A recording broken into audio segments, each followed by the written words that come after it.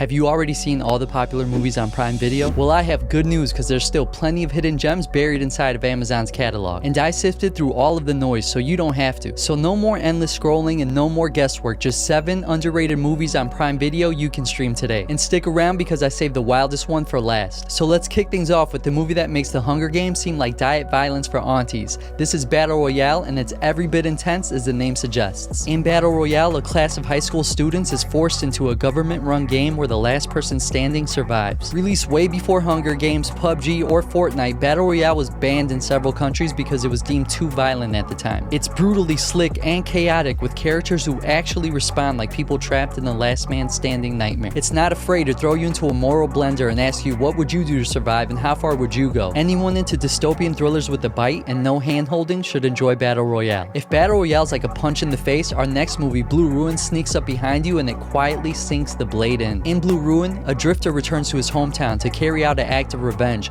but he's way out of his depth. It came out in the year of blockbusters and it just got buried. There's no stars, there's no hype, it's just a solid, slow-burning thriller. This is just sweet revenge without any glamour. It's clumsy, messy, and painfully real. I love how down-to-earth it is. There's no John Wick here, it's just a regular guy fighting way above his pay grade. Fans of No Country for Old Men, Wind River, and other slow-burning thrillers, give Blue Ruin a watch. Are you ready for something that literally hits hard? Ong Bak is an action movie that makes you feel every blow. In Ong Bak, a sacred Buddha head is stolen from a village, and one man takes it upon himself to get it back, armed with nothing but Muay Thai and sheer willpower. It's non-Hollywood in a foreign language at a time when international films had an uphill climb. It's got a cult following in the martial arts world, but not too many people know about it outside of that. No wires, no CGI, just real jaw-dropping martial arts by Tony Jaa. It doesn't just entertain, it helps redefine what fight choreography can feel like. Every punch hits hard and every stunt feels earned. Fans of The Raid, Ip Man, or anyone tired of over-edited, soulless action sequences will get a kick out of Ong Bak. Now, let's turn the screws a little tighter with 2007's Before the Devil Knows You're Dead. When two desperate brothers plan a robbery to fix their lives,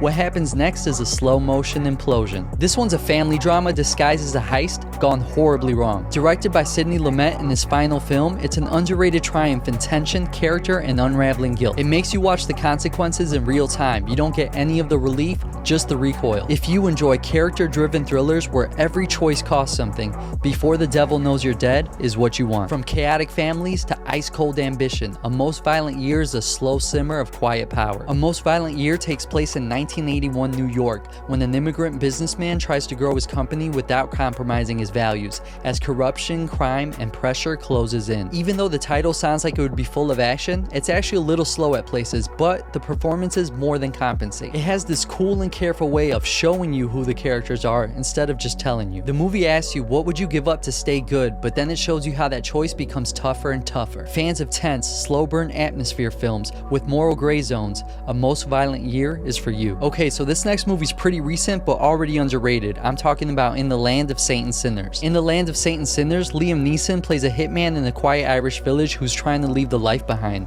but the past just won't stay buried. The film really brings to life the atmosphere of a small town in Western Ireland during the time of personal and political conflict. It's not your typical Liam Neeson action flick. This one breathes, mourns, and holds tension like a secret in a small town. What happens when violence feels inevitable but nobody wants to pull the trigger? The movie's cold, bloody moments make it a great crime thriller. If you think that you'd like a hitman movie with depth and emotional weight, not just action, give In the Land of Saints and Sinners a shot. And finally, my personal favorite and the most wild movie on this list, the Indian horror fantasy Tumbbad. Tumbbad takes place in early 1900s India when a man discovers a cursed ancestral treasure and the entity who guards it. Want some unique horror with the art house vibe? This one does not fit the usual Western mold. Visually stunning, atmospheric, and creepy in the way that burrows under your skin, it's a haunting foreign fable that explores the dark side of human greed. It forces you to confront greed not only as a theme but also as a hunger. You'll start asking yourself, if it were you, how far would you go? Fans of Pan's Labyrinth or The Green Knight, if you love eerie, mythic storytelling,